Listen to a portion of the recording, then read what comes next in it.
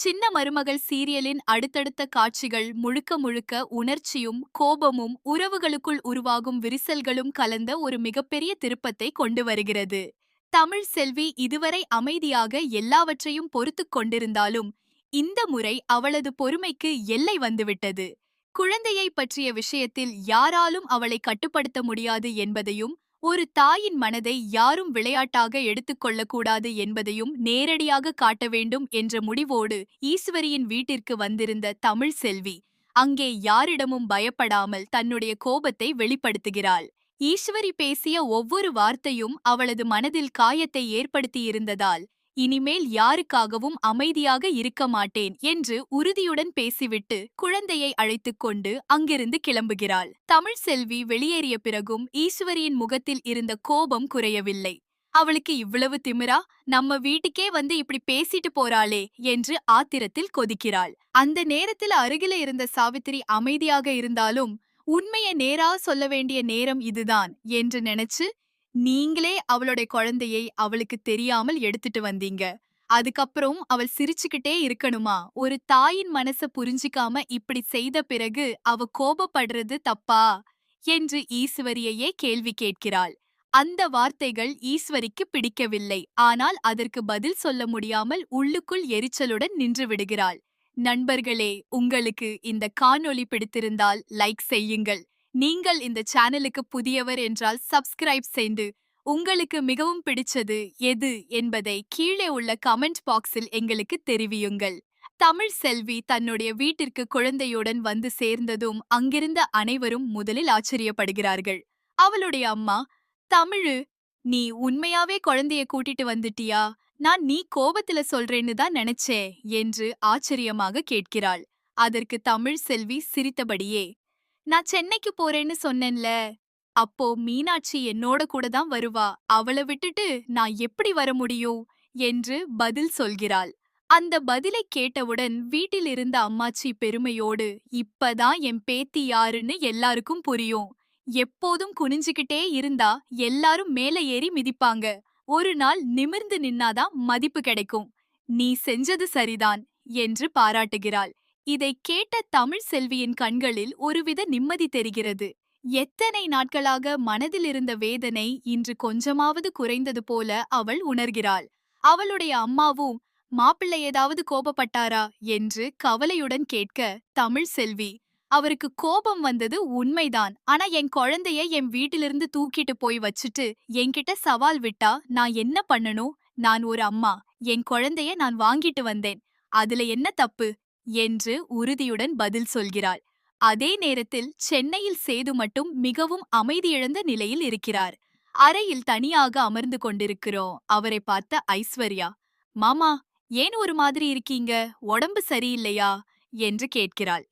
சேது மெதுவாக, உடம்புக்கு ஒண்ணும் இல்ல, ஆனா மனசு ரொம்ப கனமா இருக்கு. அழகரும் மீனாட்சியும் இல்லாத வீடு வீடா தெரியல. குழந்தைகளின் சத்தமே இல்லாமல் இருக்கும்போது எல்லாமே வெறிச்சோடி போயிருக்கு என்று வருத்தப்படுகிறார். ஐஸ்வர்யா அவரை சமாதானப்படுத்த முயற்சித்து, நான் இருக்கேன்ல மாமா, கொஞ்ச நாள் பொறுத்துக்கோங்க என்று சொன்னாலும் சேதுவின் மனம் சமாதானமடைவதில்லை.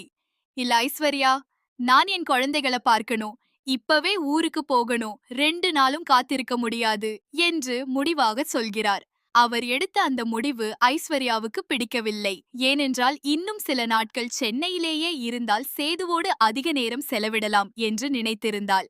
ஆனால் சேது எந்த வார்த்தையையும் கேட்காமல் நேராக ராஜாங்கத்திடம் பேசச் செல்கிறார். ராஜாங்கம் முன் நின்ற சேது, அப்பா, நான் ஒரு விஷயம் சொல்லணும், ஆனா கோபப்படக்கூடாது என்று தொடங்குகிறார். ராஜாங்கமும் அமைதியாக, சொல்லு சேது என்று அனுமதிக்கிறார். உடனே சேது, நம்ம இப்பவே மதுரைக்கு கிளம்பலாமா? எனக்கு குழந்தைகளை பார்க்கணும் என்று சொல்கிறாரு. ராஜாங்கம் முதலில் வேலை பத்தி பேசுகிறாரு. நீயே புதன்கிழமை போவோம்னு சொன்னே, இப்ப ஏன் அவசரம் என்று கேட்கிறார். அதற்கு சேது, வேலை இருக்கட்டும், ஆனா மனசு ஒத்துக்க மாட்டேங்குது, குழந்தைகள் இல்லாம ஒரு நிமிஷம் கூட அமைதியா இருக்க முடியல என்று சொல்ல, மகனின் குரலில் இருந்த ஏக்கத்தை உணர்ந்த ராஜாங்கம் இறுதியில் சம்மதிக்கிறார். நீ இவ்வளவு உறுதியா சொல்றேன்னா அதுக்கு காரணம் இருக்கும், சரி எல்லாரையும் கூட்டிட்டு கிளம்பலாம் என்று முடிவு செய்கிறாரு. அனைவரும் காரில் பயணம் செய்ய ஆரம்பிக்கிறார்கள். அந்த பயணத்தின் போது ராஜாங்கம் சேதுவிடம் ஒரு கேள்வி கேட்கிறாரு. தமிழ் செல்வி டாக்டருக்கு படிக்கவே கஷ்டப்படுற குடும்பம். அவளுக்கு விமான டிக்கெட் வாங்கி சென்னை வர அளவுக்கு பணம் எப்படி வந்தது என்று ஆச்சரியப்படுகிறார். சேதுவுக்கும் அதே சந்தேகம் இருந்தது. அப்போது மலர் மெதுவாக, மாமா, அது எனக்கு தெரியும். தமிழ் செல்வி கையில இருந்த மோதிரத்தை வித்துதான் விமானத்தில வந்து குழந்தைய கூட்டிட்டு போனாங்க என்று சொல்லுகிறாள். அந்த வார்த்தை கேட்டவுடன் சேது அதிர்ச்சியில் உறைந்து போகிறார். ஒரு மோதிரத்தை விற்கும் அளவுக்கு அவள் மனவேதனையில் இருந்தாளா என்று நினைத்து வருந்துகிறார். இவ்வளவு அவசரமா? இன்னும் 2 நாள் காத்திருந்தா நாமே வந்திருப்போம் என்று சொன்னாலும் கருப்பு உடனே அது தமிழோட தப்பு இல்ல, ஈஸ்வரி தேவையில்லாம சீண்டினதால்தான் அவ இப்படி செய்தா என்று உண்மையை வெளிப்படையாகச் சொல்கிறாரு. கருப்பின் வார்த்தைகளுக்கு ராஜாங்கமும் ஆதரவு தருகிறாரு. ஒரு தாய்க்கு 2 குழந்தைகளையும் காட்ட மாட்டோம் தர மாட்டோம் என்று சொன்னா எந்த அம்மாவும் அமைதியா இருக்க மாட்டா. தமிழ் பக்கம்தான் நியாயம் இருக்கு என்று தெளிவாக சொல்கிறாரு. அந்த வார்த்தைகளை கேட்ட சேது தன்னுடைய தவறையும் உணர ஆரம்பிக்கிறாரு. நீங்க சொல்றது சரிதான், ஆனா இன்னும் கொஞ்ச நாள் மீனாட்சியோட இருந்திருக்கலாம்னு நினைச்சேன் என்று வருத்தப்படுகிறாரு. உடனே கருப்பு, அந்த ஆசை கெட்டதுக்கு காரணம் தமிழ் இல்ல, காரணம் ஈஸ்வரிதான். கோபம் இருந்தா அவங்க கிட்ட போய் கேளு என்று சொல்லிவிடுகிறார். அந்த காரில் அமர்ந்திருந்த ஐஸ்வர்யாவோ இந்த பேச்சையெல்லாம் அமைதியாக கேட்டுக்கொண்டிருந்தாலும் உள்ளுக்குள் வேறுவிதமான கோபத்தில் இருந்தாள். சேதுவின் மனதில் குழந்தைகளுக்கும் தமிழ் செல்விக்கும் இவ்வளவு இடம் இருக்கிறது என்பதே அவளுக்கு பிடிக்கவில்லை. பயணம் முடிவதற்கு முன்பே ராஜாங்கம் இன்னொரு முக்கியமான முடிவை எடுத்தார். சேது, நாளைக்கு ஒரு நல்ல மோதிரம் வாங்கி தமிழுக்கு கொடு. அவ வித்த மோதிரத்துக்கு பதிலா அது இருக்கட்டும். அந்த செலவுக்கு நாம தான் காரணம். நம்ம நேரத்துக்கு வந்திருந்தா அவளுக்கு இந்த நிலை வந்திருக்காது என்று சொல்கிறார். சேதும் உடனே சம்மதிக்கிறாரு. சரிப்பா, நான் வாங்கி கொடுத்துடுறேன் என்று கூறுகிறாரு. ஐஸ்வர்யாவும் உடனே நானும் வரேன் மாமா என்று சொல்ல சேது எந்த சந்தேகமும் இல்லாமல் அவளையும் அழைத்துச் செல்ல சம்மதிக்கிறார். ஆனால் ஐஸ்வர்யாவின் மனதில் ஓடிய எண்ணம் வேறே. தமிழ் செல்வியை மீண்டும் பார்க்க வேண்டும் என்ற ஆர்வமில்லை. சேது எப்படி நடந்து கொள்கிறார் என்பதை பார்க்க வேண்டும் என்பதே அவளது நோக்கம். அடுத்த நாள் காலையில் சேதும் ஐஸ்வர்யாவும் நகை கடைக்கு செல்கிறார்கள். பல மோதிரங்களை பார்த்த பிறகு ஒரு அழகான வடிவமைப்பை சேது தேர்வு செய்கிறார். அதை பார்த்த ஐஸ்வர்யா, இந்த மோதிரம் தமிழுக்கு சரியாயிருக்கும் என்று சாதாரணமாக கேட்கிறாள். உடனே சேது சிரித்தபடி, நிச்சயமா சரியாக இருக்கும் என்று சொல்கிறார்.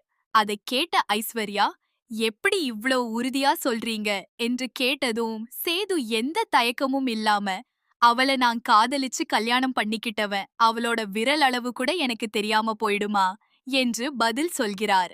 அந்த ஒரு பதில் ஐஸ்வர்யாவின் மனதை பலமாக காயப்படுத்துகிறது.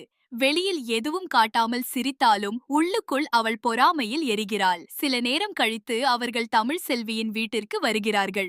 சேதுவை பார்த்ததும் தமிழ் செல்வியின் அம்மா மரியாதையுடன் வரவேற்கிறாள். அம்மாச்சியும், என்னடா பேராண்டி, குழந்தைகளை விட்டுட்டு ஒரு நிமிஷம் கூட இருக்க முடியலையா என்று சிரித்தபடி கேட்கிறாள். அதற்கு சேது, உண்மைதான் அப்பத்தா, குழந்தைகள் இல்லாத வீடு எனக்கு வீடாகவே தெரியல என்று உணர்ச்சியுடன் சொல்கிறார். பிறகு நடந்த எல்லா தவறுக்கும் மன்னிப்பு கேட்கும் விதமாக, இந்த பிரச்சனைக்கு காரணம் நாங்கதான், சரியான நேரத்துல வந்திருக்கணும், தகவலாவது சொல்லியிருக்கணும், அத செய்யாததாலதான் இவ்வளவு பெரிய குழப்பம் என்று மனம் திறந்து பேசுகிறார். அந்த நேரத்தில் வீட்டிலிருந்த அனைவரும் சேதுவின் உண்மையான வருத்தத்தை புரிந்து கொள்கிறார்கள். சேது மெதுவாக தமிழ் செல்வியின் அருகில் சென்று கையில் இருந்த சிறிய பெட்டியை அவளிடம் நீட்டுகிறார். தமிழு, இத வாங்கிக்கோ என்று மட்டும் சொல்கிறார். தமிழ் செல்வி குழப்பத்தோட, என்ன இது என்று கேட்கிறாள். சேது, நீ சென்னை வர உன் மோதிரத்தை வித்துட்டு வந்தேன்னு தெரிஞ்சதும் எனக்கு ரொம்ப கஷ்டமாயிடுச்சு, அதனால இத வாங்கிட்டு வந்தே என்று மெதுவாக சொல்கிறாரு. உடனே தமிழ் செல்வி, எனக்கு எதுக்கு இதெல்லாம் என்று தயக்கத்துடன் கேட்கிறாள். அதற்கு சேது, இது பரிசு இல்ல, நம்ம தப்புக்கு நாங்க ஏற்கிற பொறுப்பு, அந்த செலவு எங்களாலதான் வந்தது என்று உண்மையாக பேசுகிறாரு. அந்த வார்த்தைகளில் எந்த பெருமையும் இல்லை, மனசாட்சியின் குரல் மட்டுமே இருந்தது. நண்பர்களே, உங்களுக்கு இந்த காணொளி பிடித்திருந்தால் லைக் செய்யுங்கள். நீங்கள் இந்த சேனலுக்கு புதியவர் என்றால் சப்ஸ்கிரைப் செஞ்சு உங்களுக்கு மிகவும் பிடித்தது எது என்பதை கீழே உள்ள கமெண்ட் பாக்ஸில் எங்களுக்கு தெரிவியுங்கள். தமிழ் செல்வி இன்னும் அமைதியாகவே நிற்கிறாள். அப்போது அம்மாச்சி அவளிடம், வாங்கிக்க தமிழு, இது உன்னோட உரிமை, அவன் மனசார வாங்கிட்டு வந்திருக்கா என்று சொல்கிறாள். அம்மாவின் கண்களிலும் அதே வேண்டுகோள் தெரிகிறது. இறுதியாக தமிழ் செல்வி அந்த மோதிரத்தை வாங்கிக் கொள்கிறாள். மெதுவாக விரலில் அணிந்தவுடன் அது அளவு பார்த்து செய்தது போல சரியாக பொருந்துகிறது. அந்த காட்சியை பார்த்த அனைவரும் ஆச்சரியப்படுகிறார்கள். சேதுவின் முகத்தில் சிறிய புன்னகை தெரிகிறது. ஆனால் அந்த புன்னகை ஐஸ்வர்யாவின் மனதில் பெரிய புயலை கிளப்புகிறது. மோதிரம் சரியாக பொருந்திய அந்த நொடி ஐஸ்வர்யாவால் அதை சாதாரணமாக பார்க்க முடியவில்லை. இன்னும் இவ்வளவு நெருக்கமா, இவ்வளவு கவனமா என்ற கேள்விகள் அவளது மனதில் ஒன்றன்பின் ஒன்றாக எழ ஆரம்பிக்கின்றன.